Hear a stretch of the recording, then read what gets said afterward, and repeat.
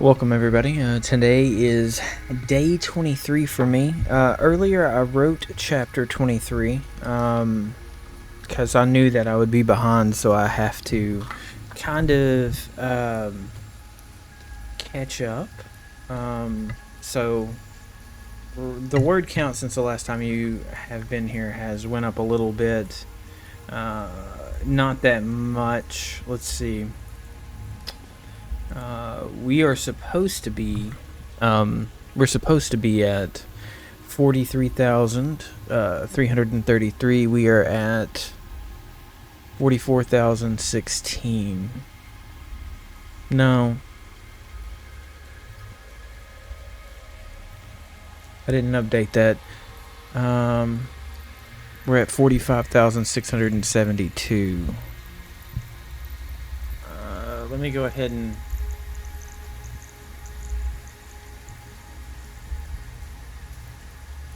45,672 words. All right.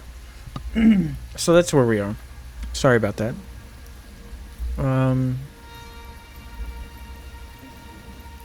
But that's where we're gonna start today.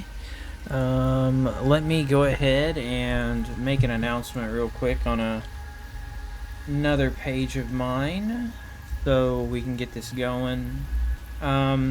We really had, I think, what I'm calling a Galadriel moment there with that last two chapters. There was a lot of there's a lot of me just trying to get out information, and the best way to do that was to have an all-knowing entity to kind of get some exposition going, and that's okay. I'm fine with that. Cool. Let's just do some repeating here. I think it's necessary to catch everybody up. It's opened up doors that I'm going to later explore and see what I can do with. Maybe I don't know. Because I think I could do something with it. I'm just not sure where it's going and all of that. So we'll see. And what did I say the word count was?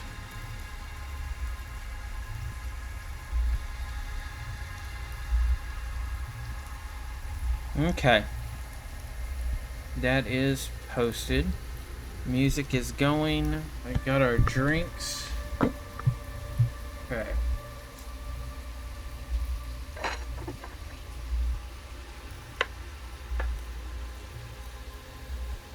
Drinks. Let's put these right here. Get those out of the way. After I spill one on myself. Okay. Day 23, chapter 24. Okay. I don't know where I'm going. Yes, I do. I know how it ended. We're good.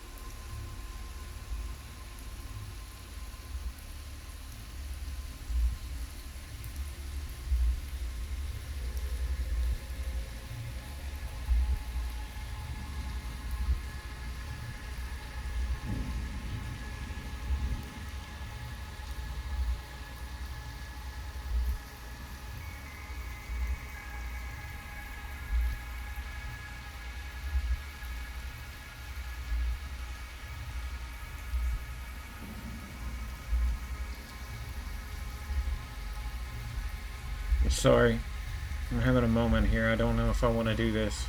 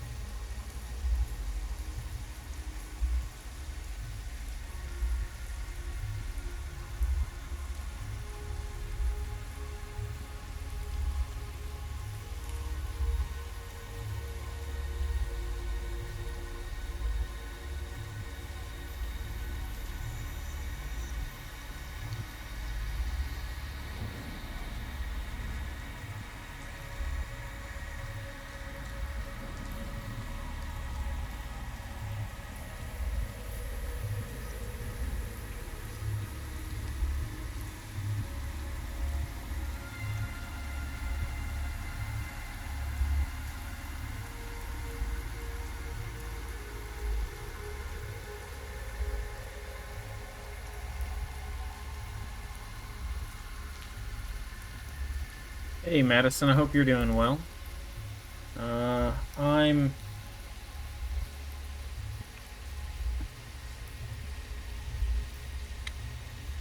Uh,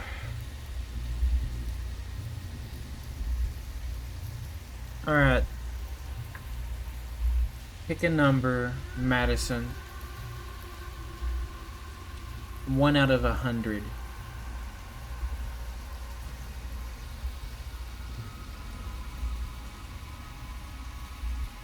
Yeah, well, that's unfortunate. I'm sorry that you're not feeling too good.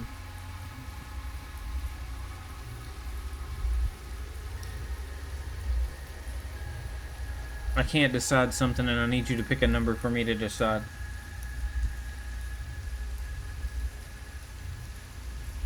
Alright, thank you.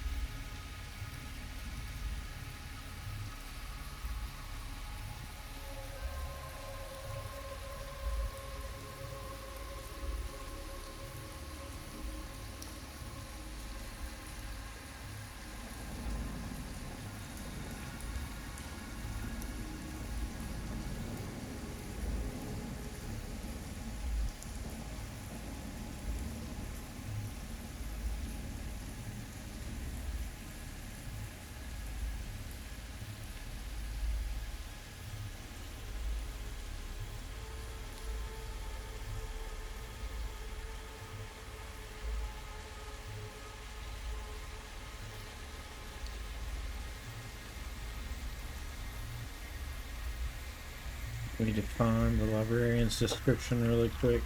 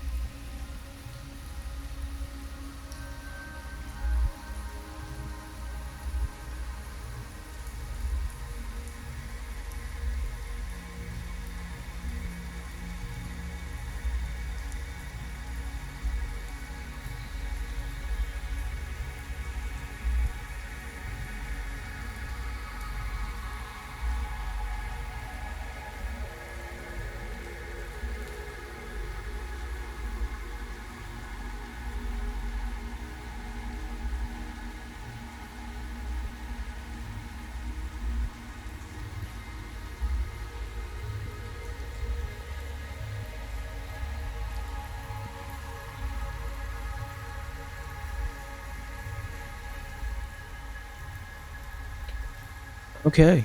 That's where we're going to end it tonight. Let's go ahead and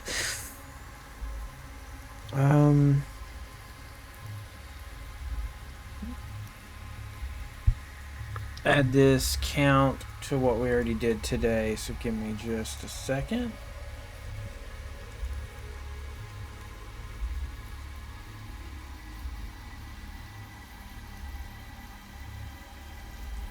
Pop this up here. Alright, so today, again, we did 1,793.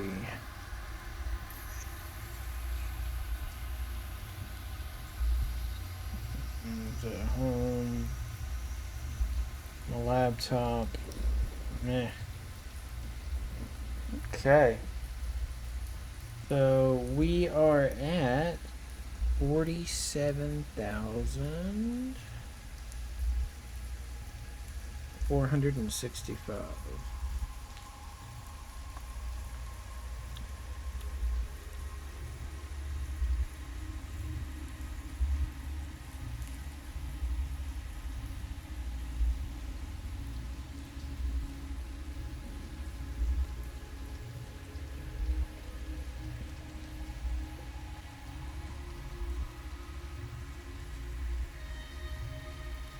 Alright, 95% to the 50,000 word mark. We are not done remotely. But I've still got to get there before the end of the month. I have 1, 2, 3. I have 4 days. I don't know how I'm gonna do this, but what I just unlocked? Okay. I don't know how I'll get there. Alright, let me actually put this into the main thing real quick.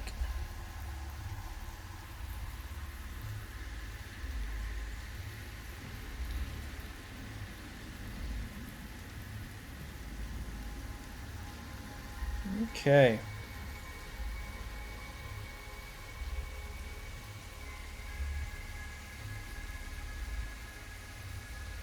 So I'm gonna have to read 2 chapters to catch up because I didn't read the chapter that I was supposed to earlier. So give me just a second and I'll have to pull up the main document. Really? Oh. So in Reunion, just to remember, tell you what happened, Galadriel, not Galadriel, but I had a Galadriel chapter where this elven woman helps them out. Good night, Madison. I hope you have a good one. So we're going to start with chapter 23, called The Elven Woman. What do you mean she has to die? Alindra tightened her grip on Astrid's knee. It claims, the elven woman set down her drink, that she must make a great sacrifice. Well, that could mean anything, Kyle said. And how much do you actually know about any of this? Alden shook his head. It's a very long story, the woman replied, that you don't have time for. What's your name? Giles asked. At least give us that. Lunara Starchanger, she said. All of them repeated their names to her in what Astrid thought was an extremely delayed set of introductions. They had pulled her into the safe house with a bleeding companion and without asking demanded safe harbor. But she looked around the room at everyone. They looked at the end of everything, and they needed a moment before things got worse. Can't say that I recognize the name, Giles nodded, but thank you for your hospitality. None of you should recognize the name, Lunara smiled. You're not supposed to. Because you are in hiding, Astrid leaned forward. Because of what the universe did to you? I got an ad break. We'll be right back. Oh, never mind. I messed that up. The ad break was happening already. There was a long pause where everyone looked at each other around the room. Though she wasn't sure what the others knew about elves, she had. with all her vast databases and ancient books, never encountered anything that ever mentioned elves unless it was some mythology that a culture has created to explain what they didn't understand about nature. Giles had recognized the woman, which made her wonder how he knew of them. That's not entirely true, Lunara said, as she sat in one of the cushioned chairs. We did carry out universal warfare with every single world we came across. We knew our mistake, we relinquished control, but we had lost so many of our people that the universe retaliated, and we were almost wiped clean. I'm sorry, Astrid said, that everyone's actions led to you being here and alone. There are some things that we all need to atone for, Lunara looked down at the stone, and my solitude and exclusion from my people is one that I am willing to do, even if it means that at the end of all things I watch the universe end alone. But this throne, Alindra cut in, where is it? The throne of the universe is never in the same place, Lunara sighed. It is an out-of-space and time place that only appears in what we think were random patterns. The books and information that were so extensive and vast that it would be impossible to catalog it. Can I have this book that you got this from? Or datapad? Astrid could feel her hands shaking. No, Lunara shook her head. It's never been written down. Then how do you have the information? Alindra growled. That makes no sense. Because I've been there, Lunara said, when Alta was made. Silence covered the room for a long time. I was here when the first star was born, Lunara said. The throne of the universe is where we ruled over everything. We do not know where we came from or how it started, but we do know that after the first star, things began to shape and form, so we created a society centered around the throne, and it accepted us and took our people with it across space and time. And you can't fix it now? Alden poured himself another drink. We will not allow any of our kind to find it ever again, Lunara said. After we broke Alta upon the void anvil, it shunned us. Sorry, I had to make sure that somebody wasn't talking. So you created a monster that, Giles held up his hands, can result as an end of the universe. Dominus was our king, Lunara said. He knew about the void more than anyone else. He was becoming a part of the throne, growing stronger and more powerful. There was something wicked in him from the beginning, but we believed it would be eradicated eventually. He grew hungry, physically and mentally. Lunara shook her head as if she was trying to forget something. And he changed, she swallowed. The wars we waged.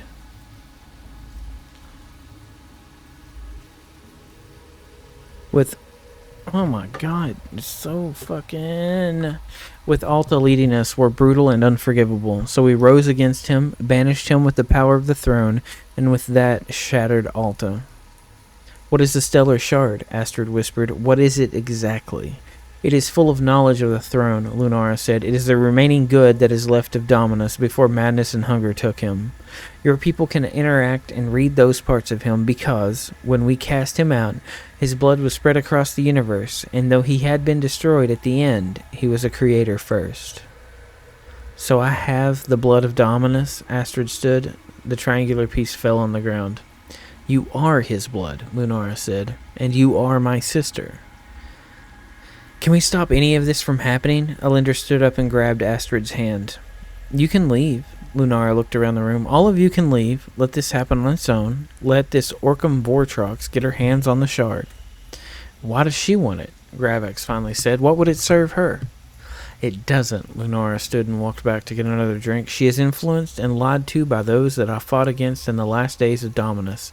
Elven men and women believed that the complete eradication of life was the true plan of the universe. They were even able to harness dark magic to fuse with technology. They called themselves the Void Imperium. Well, where are they now? I've never seen them, Gravlax said. You won't. Lunara poured her a cup.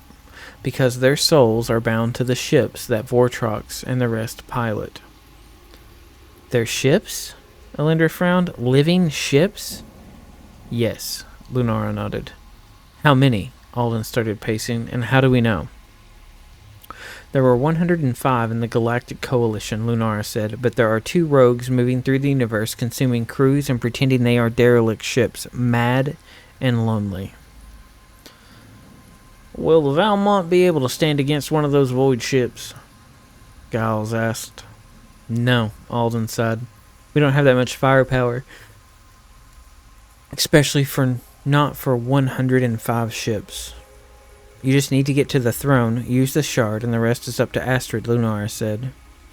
You said it was impossible to find it, Astrid sighed. How are we supposed to find something that isn't, but also is there? All I can suggest is to go to the start of the universe, Lunara nodded. I can give you coordinates.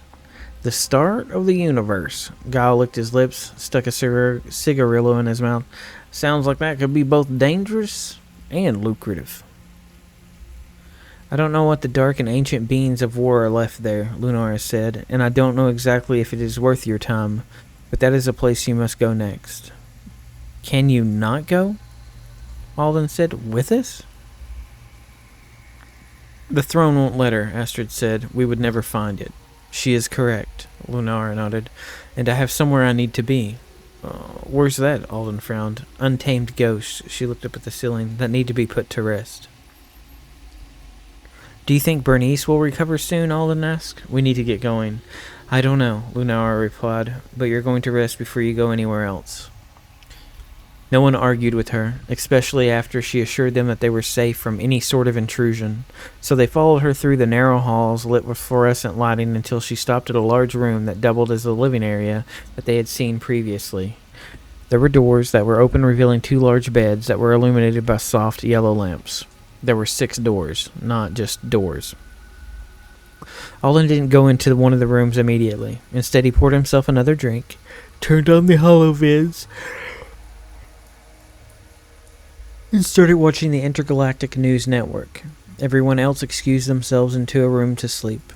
Astrid walked into her own room, and Alindra followed behind her. Do you mind if I share this room with you? Alindra asked. I don't feel like much being in a room alone, with all of that hanging in my head. Of course, Astrid smiled. It's a little much. It could be the end of the verse, Alindra shook her head. And we're supposed to decide to help you or not? I mean, you all can keep going. Astrid closed the door and sat on one of the beds. I can do this on my own. No, Alindra frowned. You're part of the crew. And if you weren't, I'm not going to leave you alone. I wouldn't want you to, Astrid smiled. They didn't say anything as they stripped down into the underclothes. Though Astrid had preferred a shower and a hot bath, her body hurt more than it did an hour ago. Astrid slid into bed and watched Alindra start to unfold her bed. Lay with me, Astrid said. She could barely hold her eyes open. You promised never to leave me again. Are you sure? Alindra stared at her. Yes. The 2 women got comfortable in the same bed, and though, if it were any other night on any other planet at any other time, something wonderful would have happened that would have allowed them to explore love for the first time in their lives. It would have been the start of a long-lasting relationship that Astrid had read about in her books. But there, with the end of the world hanging over their heads, and the ink from their lives seeping into their bones, they entwined their limbs and fell asleep like a couple that had been together for years. Okay. Chapter 24, The Fist. Though Astrid had never slept in the same bed as anyone in her entire life, the sleep that she shared with Alindra was heavy, warm, and without nightmares. When she woke, Alindra was still sleeping and did not wake when Astrid stepped out of the room, easily closing the door behind her. The holovids were still up, but they were showing screens across the planet, or of planets across the galaxy that the creator of the live show deemed beautiful. All of the Valmont crew had been asleep, and there wasn't anyone in the room. Astrid looked down at the rock in her hand, and then back to the door where Alindra was sleeping. She could, if she wanted, go back inside of the bedroom, crawl back under the covers, and in a few hours sit down with everyone to figure out what they should do. And in doing so, she would endanger those lives she had learned to love for a cause that she wasn't sure they needed to choose to die for. She walked out of the living area, down the hall, until she made it to the other living area where they had met Lunara Starchanger, and she had given them so much information to think over. Maybe, Astrid thought, she needed to mull it over a little more before deciding to make such a rash decision. She moved toward the door, where she heard a voice behind her. So you do plan to go it alone, Lunar, I whispered, even with all those odds stacked against you? I don't want anyone to die because they're trying to protect me, Astrid said. I am not special, and this thing in my hand is not good. Maybe if I go alone, I can fix what needs to be fixed, and everything will be okay. I can't stop you. Lunar held up her thin arms with her fingers pointed to the sky. But... Astrid waited. But how are you going to go anywhere without a ship? I'll find one. Astrid turned the stone over in her hand. How are you going to outrun your friends? If they're down here, and I'm up here, it won't matter, Astrid said. You're going to leave us? Forge's voice sounded behind her. You can't be doing that, not alone. All of you don't need to die, Astrid swallowed down a sob, when it can just be me. We're all going to die if you fail, Forge shrugged. I want to be involved in trying to make sure that Bernice and I can have something more than just a few meetings every year or so. He is a master mechanic, Lunara smiled at Forge.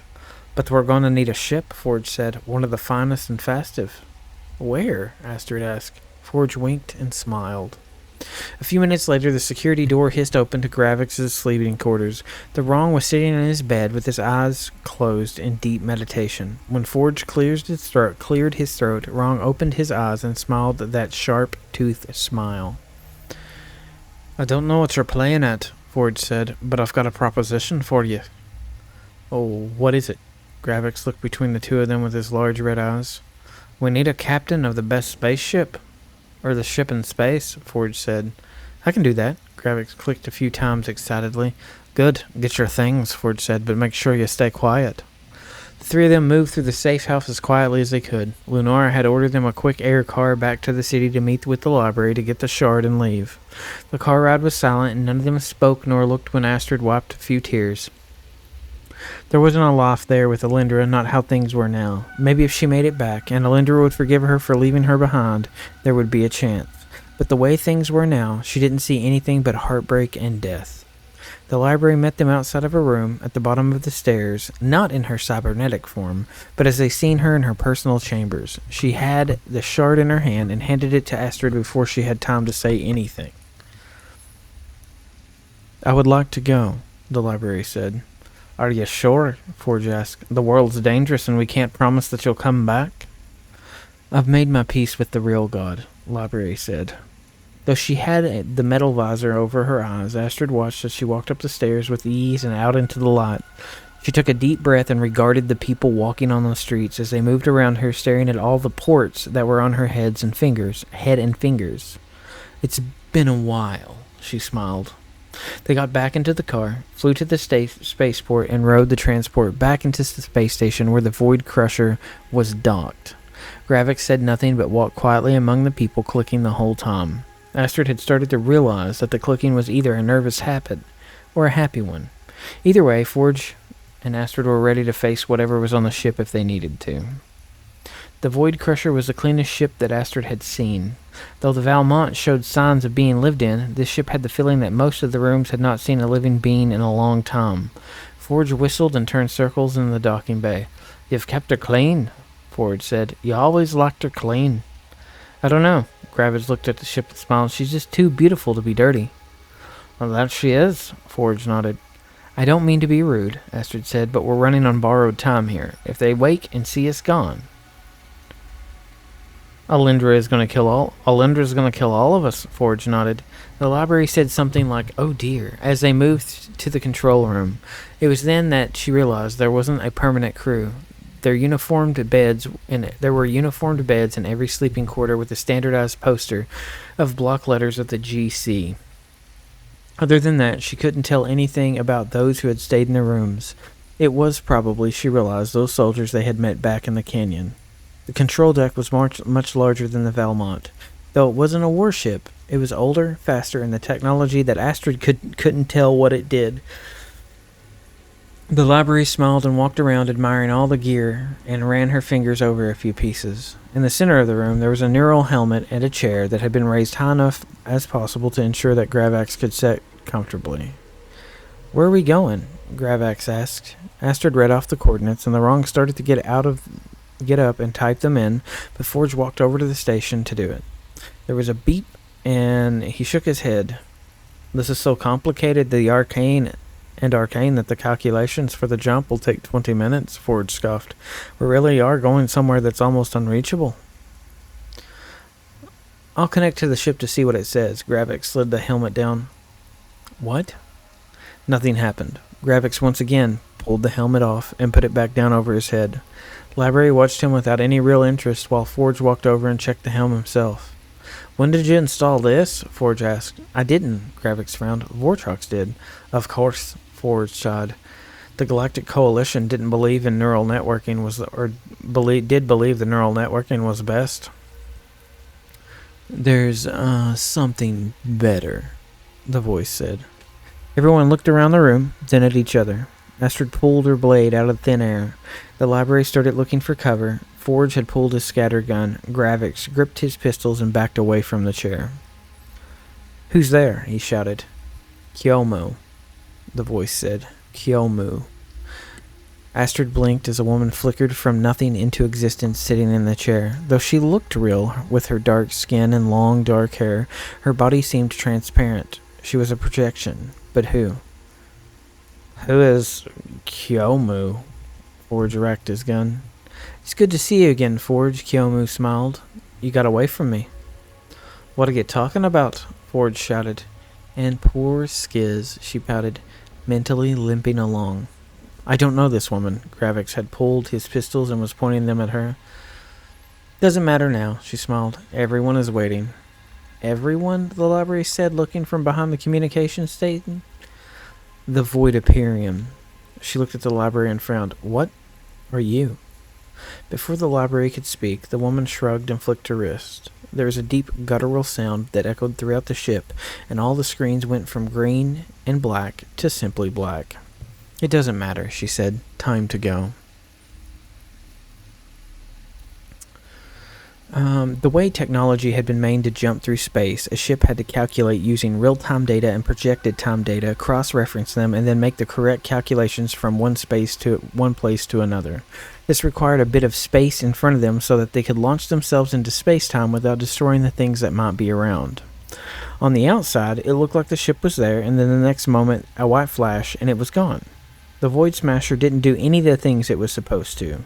The darkness from space coiled around its underbelly and slowly swallowed the whole thing up until nothing was left. All the readings indicated that the ship had left, and the AI systems adjusted the fees to send to the newly minted Void Imperium. It was a mixture of ancient magic and technology that hadn't been used for a long time. It was activated because it was in such a close proximity to the Shard of Alta. Astrid, Forge, Gravix, and the library felt their skin grow cold as they shifted in between time and space. They could feel the ship writhe and plunge into the void, riding on currents. In a mere 4 hours, Kyomu smiled, we will meet the dark fist of the Imperium, Lady Orcam Vortrox. Okay. So there was a little bit of telling there. Not a lot of... there was, normal showing, but there was a lot of telling there just to kind of get information out there for me to use in a later thing. We are, like I said, at 47,465 words. If I average out, I think that I'll be done soon. I think that it'll get there. This again is just, it's a rough draft. Right, so there's going to be a lot of changes. There's going to be a lot of things that aren't going to stay the same. Because they're just, it's not. But the main story is there, I think. We have the Golden Star is one of the Void ships. That would explain why it's so good. Don't know what I'm gonna do with that. The reason I made Madison choose a number is I didn't know if I was gonna have Astrid leave or not, right? Like, I didn't know if I wanted that to happen, and I couldn't decide. Like, if she stayed, I had a route that I could go, but if she didn't, I could do what I did. So I went that route. I do believe that she would have done that. She would have left. It makes more sense. But yeah, that's where we'll stop for tonight. Thank you for stopping by. It's really awesome. I hope that you have a good rest of your night, Madison. I hope if you're asleep, I know. I hope that you have a good day tomorrow. Take care of yourself. It is the last full day of, or full week of college for me. And I hope that all of my students, none of which are watching, has a good week. And the week after that is finals. So I'll see you tomorrow night when we pop back in here and try to get to the goal. Definitely not going to finish in 50. Probably maybe 60. And it'll still be a rough draft. I'm starting to think that this might be...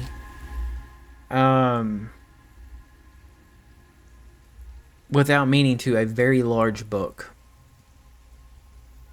And I don't know how to handle that. The pacing on it's going to be rough. But anyways, thank you for watching. I will see you tomorrow. Everybody have a good night.